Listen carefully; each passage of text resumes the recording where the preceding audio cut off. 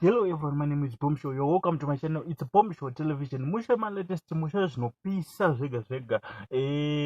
Guys, rega nditangene kutenda avo vari kusubscribe, vari kulike nekushare my videos edu each and every day. Our channel is growing. Ndisikade kupedza nguva. Let's get into today's story.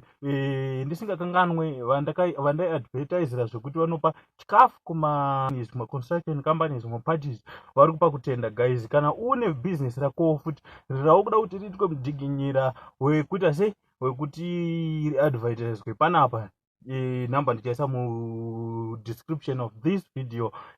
Mungogara maita se matibata mowananawo nemacustomers enyu. So tisikanyanyopedza nguva, let's get into today's story, the latest one of today.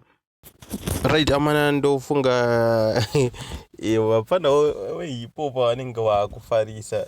Mafanzi angachicomplain achiti Holiten akazogadza Winky D achiti ndiye chibaba chelocal music, sei angakanganwa Prayzah here. Saka mafanzi kwava kuri kungotaura, I don't think kuti Prayzah akadaira nyaya dzakadaro. Asi pane post yakaiswa nemujaya avadilida.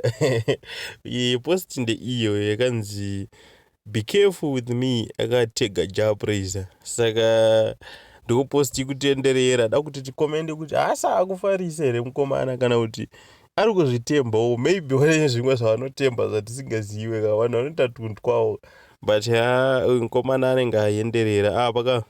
Saka let's talk in the comment section tonzwa kuti what do you think, ari kufarisa here kana kuti kuda kungotsvaga kungotrenda, because vakomana anozviita